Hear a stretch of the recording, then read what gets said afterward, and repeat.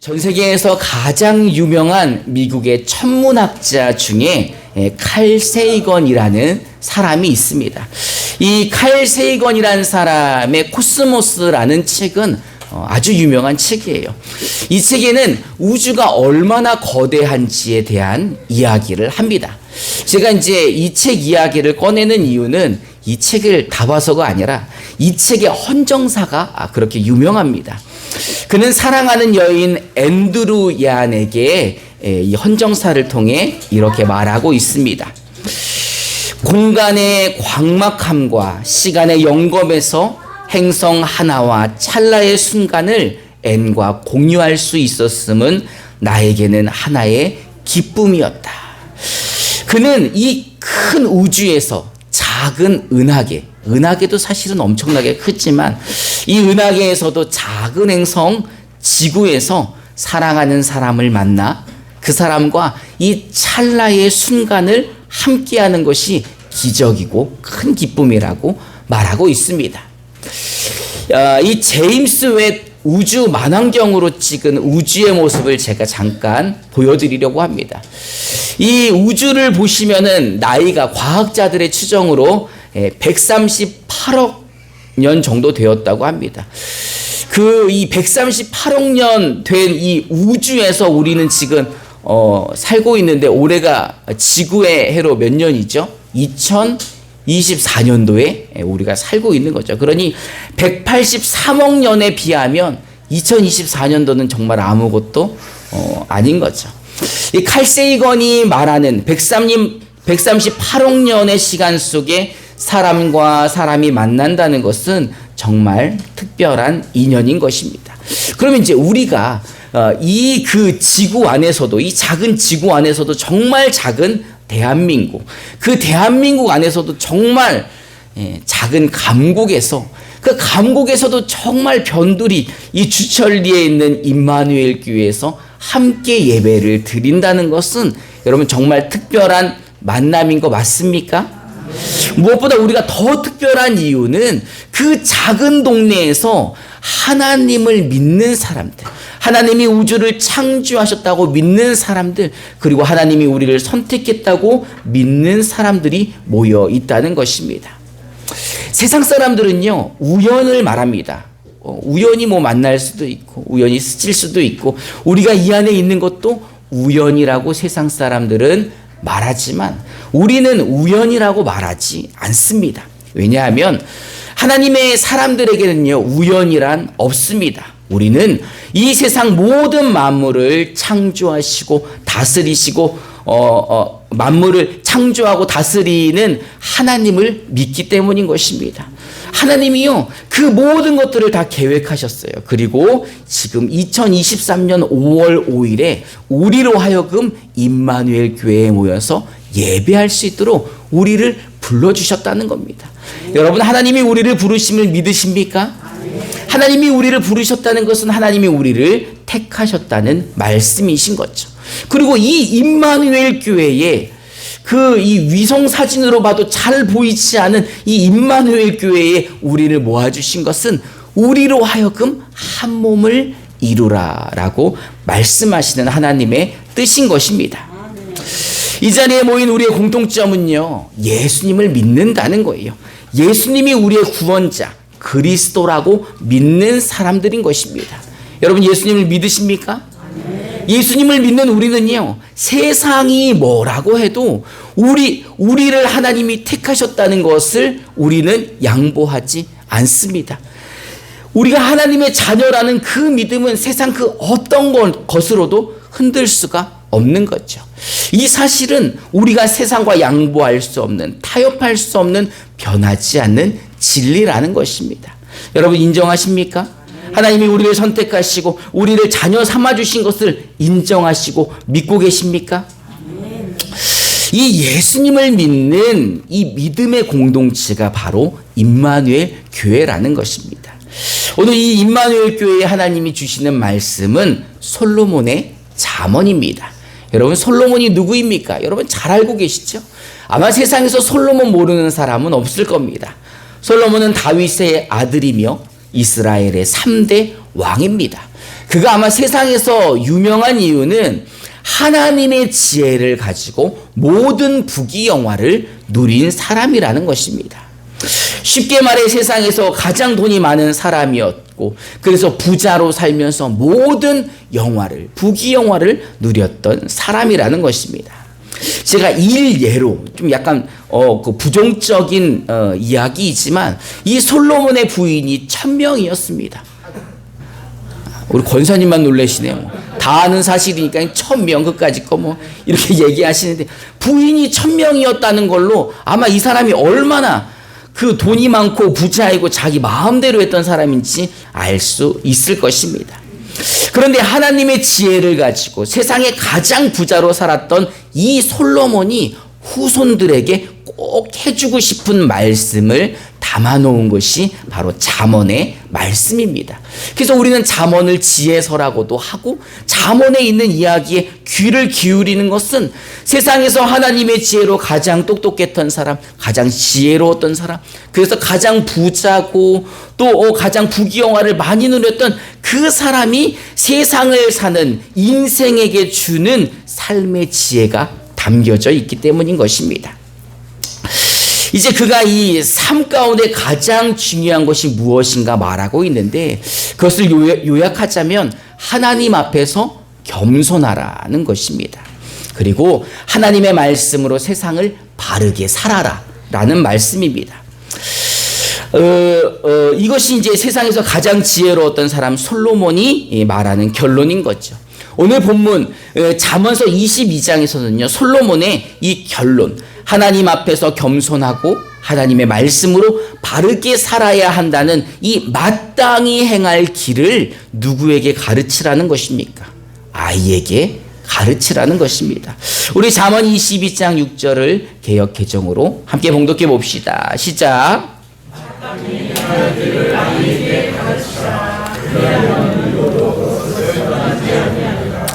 아멘.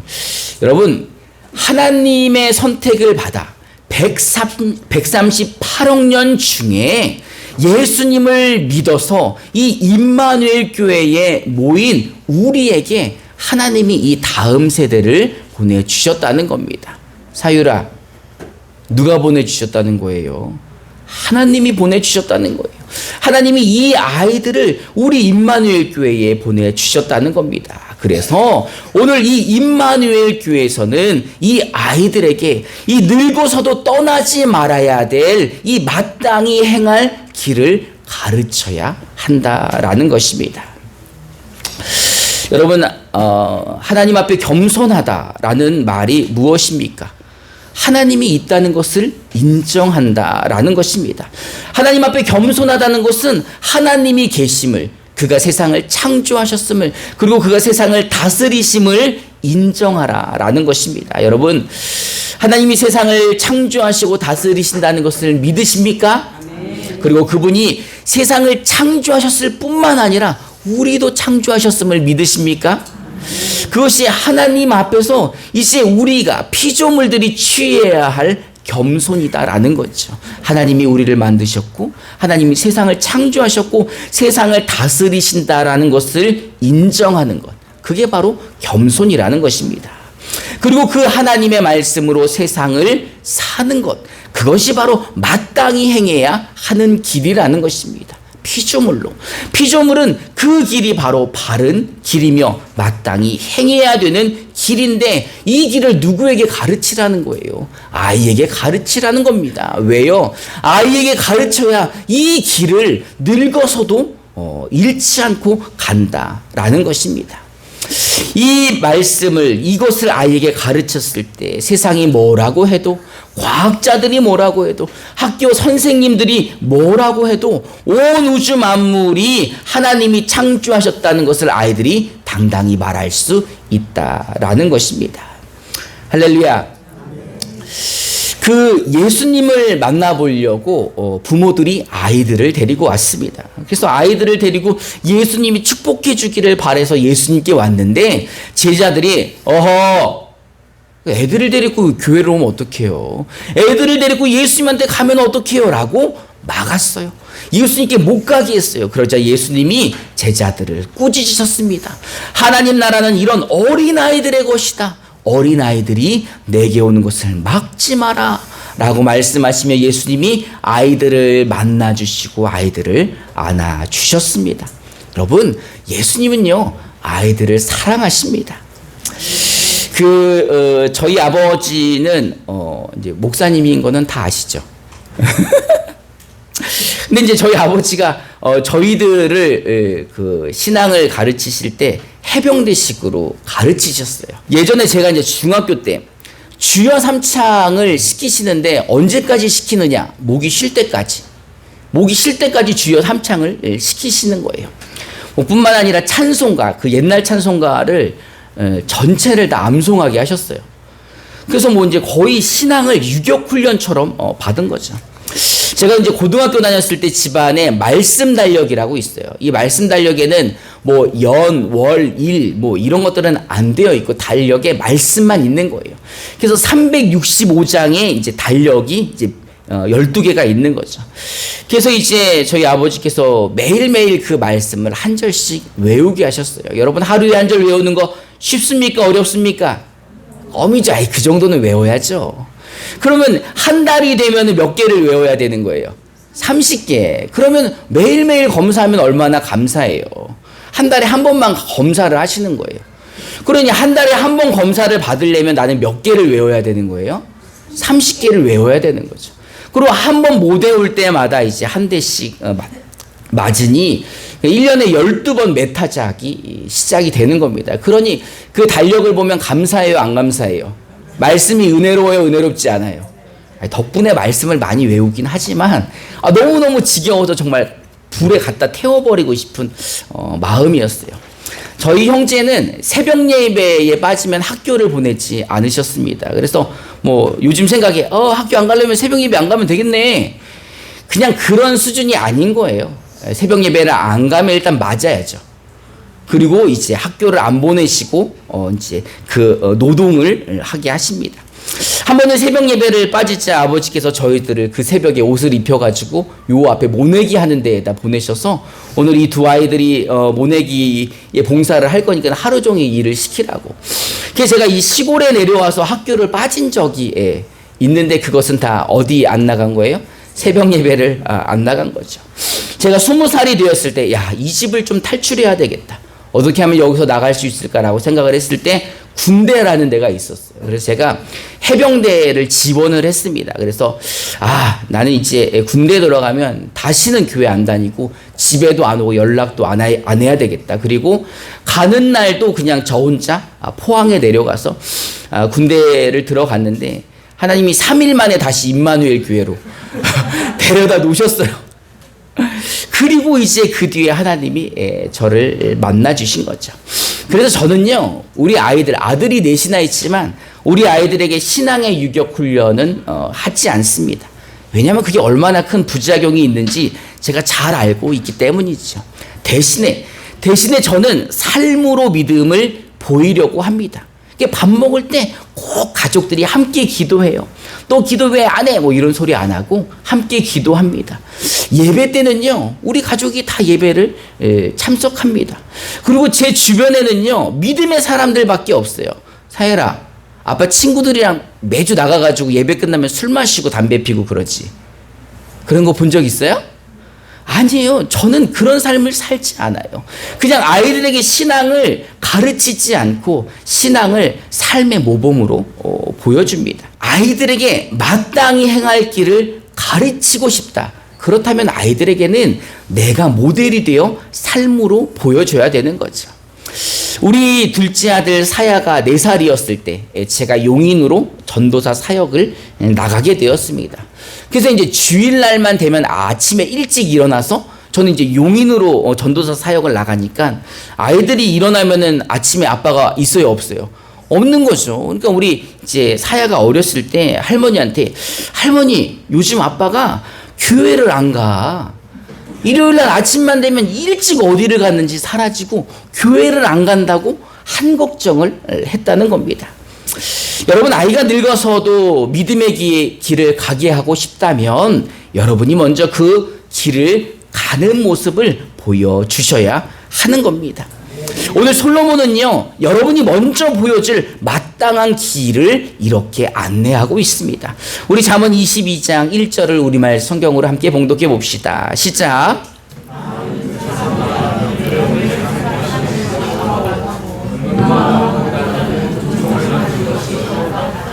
아멘. 많은 재산보다는 명예를 택하는 것이 낫고 은과 금보다는 은총을 받는 것이 더 낫다라고 솔로몬이 말하고 있습니다. 은총이란 무엇입니까? 은총은 하나님께서 내려주시는 특별한 사랑이라는 것입니다.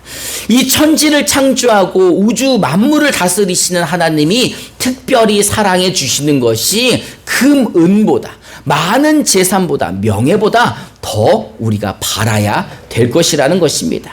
할렐루야. 여러분, 그렇게 믿으십니까? 아마 저보다 인생을 더 오래 사셔서 여러분들이 더 잘하실 거라 믿습니다. 우리 잠언 22장 2절을 개역 개정으로 함께 봉독해 봅시다. 시작.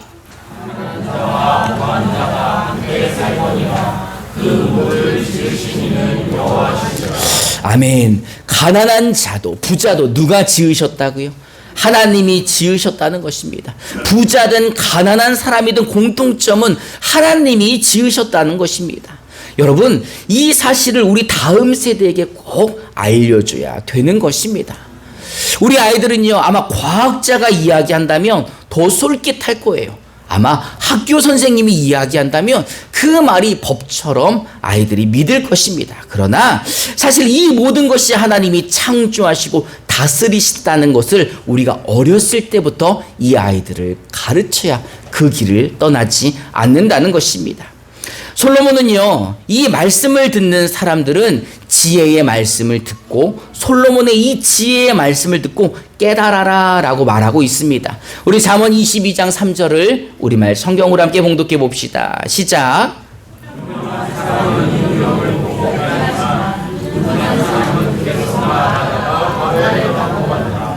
사람이 위험을 감지하면 피하는 것이 현명한 사람들의 모습인데, 우둔한 사람들, 현명하지 못한 사람들, 어리석은 사람들은 위험하다는 것을 알면서도 계속 가다가 화를 당한다는 것입니다. 오늘도 하나님께서 우리를 부르셨습니다. 138억 년 가운데 우리를 불러주시어서 이 작은 임마누엘 교회를 모아주시어서 우리에게, 이 부모님들에게 지혜의 말씀을 하고 있는데도 깨닫지 못한다면, 아이에게 마땅히 행할 길을 가르치지 못하고 있다면, 우리가 예수님께 가는 길을 막고 있다면 우리가 바로 어리석고 우둔한 자라는 것입니다. 그러니 현명하다면 이 말씀을 듣고 아이에게 마땅히 행할 길을 가르쳐야 한다는 것입니다. 우리 잠언 22장 4절부터 5절을 우리말 성경으로 함께 봉독해 봅시다. 시작.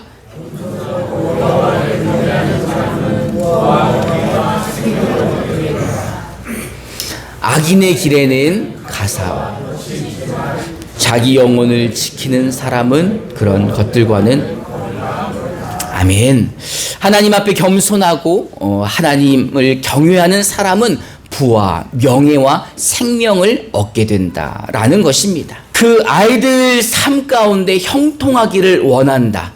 그렇다면 여러분, 아이에게 하나님 앞에서 겸손함을 가르쳐 주시기 바랍니다. 하나님을 어떻게 경외하는지를 알려주시기 바랍니다. 어떻게요? 여러분들의 삶으로, 모범으로 보여주시기 바랍니다. 아프리카 속담에 이런 이야기가 있습니다. 한 아이를 키우려면 온 마을이 필요하다라는 것입니다. 아이를 믿음으로 키우기 위해서는 부모뿐만이 아니라 부모 주변에 있는 믿음의 공동체가 필요하다는 것입니다. 하나님께서는 138억 년 중에 2024년도 우리를 만나게 해주셨습니다. 왜 만나게 해주셨는가? 왜 하필 5월 5일이 주일이어서 어린이들에게 이런 이야기를 하는 게 아니라 왜 부모에게 마땅히 가르쳐야 될 것을 말씀하고 계시는가? 왜냐하면 이 길로, 이 바른 길로 아이들이 가야 늙어서도 그 길을 떠나지 않고 악인의 길에 들어섰지 않고 그 가시와 덫이 있는 길에 가지 않고 자기 영혼을 지킬 수 있기 때문인 것입니다. 믿으십니까? 우리는 우리 아이들에게 하나님의 말씀을 통해 우리의 삶을 통해 가르쳐야 합니다. 우리 영상을 제가 하나 준비했는데요. 영상을 함께 잠깐 보고 말씀을 이어가도록 하겠습니다.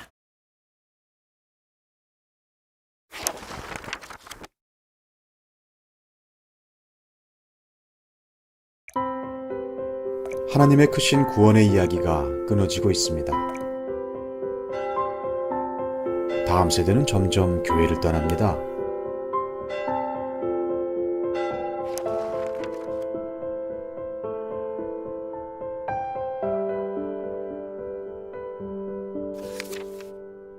모든 사람에게는 자신만의 이야기가 있습니다.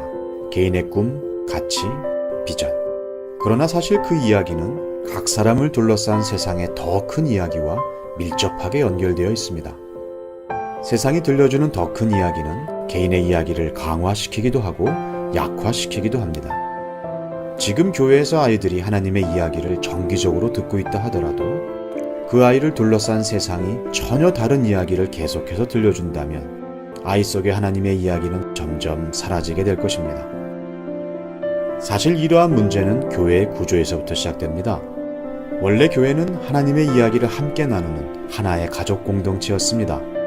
그러나 시간이 지나면서 현대 교회에는 전문화된 부서가 생겨났고 다음 세대와 부모 세대는 각자의 장소에서 따로 떨어져 예배하며 서로 다른 이야기를 듣게 되었습니다.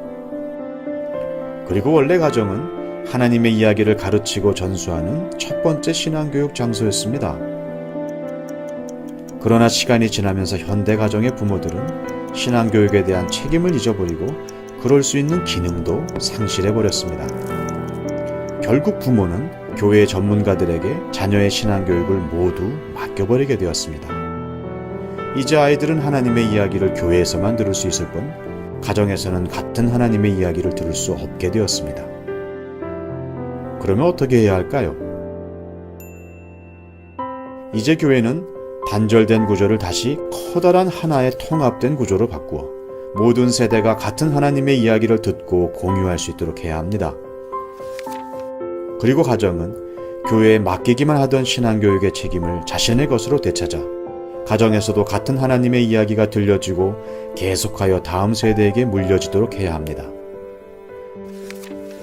하나님이 처음 의도하신 디자인대로 가정과 교회가 함께 협력할 때 아이들 속의 이야기는 하나님의 이야기로 다시 쓰여질 것입니다. 가정과 교회가 협력하여 다음 세대의 삶 속에 하나님의 이야기를 끊임없이 이어가는 것. 여러분, 우리 교회는 가족 공동체입니다. 우리 교회는 어린아이서부터 어른들까지 함께 예배를 드리고 있습니다. 그래서 하나님이 우리에게 주신 이 아이들에게 교회 공동체가 아이들의 가정과 함께 이 아이들에게 마땅히 행할 바를 가르쳐야 하는 것입니다. 할렐루야. 이제 임마누엘 교회는 이제 이 어린이들에게 이 하나님의 말씀을 가르쳐야 합니다.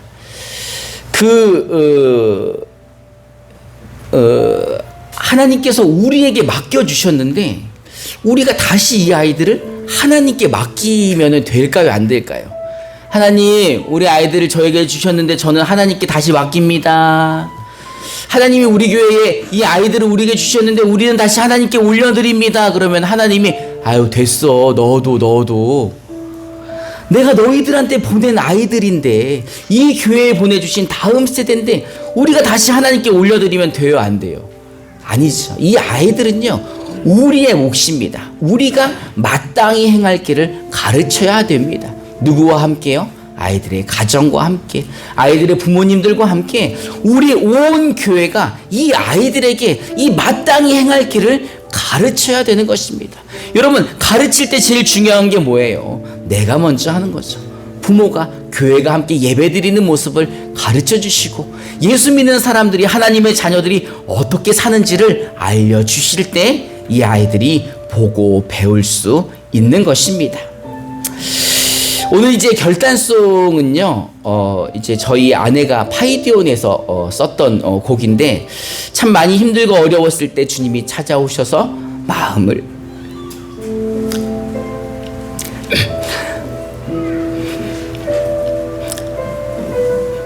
만져주셨던 찬양입니다. 하나님이 이 찬양을 우리 가정에 주셨고, 또 이 찬양을 다음 세대에 주셨고, 오늘 우리 교회에 주십니다. 이 찬양 부를 때 먼저 여러분, 하나님 나를 안아주시고 우리 아이들도 안아주십시오. 하나님 나를 만나주시고 우리 아이들도 만나주십시오라는 간절한 마음으로 함께 찬양 드리며 결단하는 시간 갖도록 하겠습니다.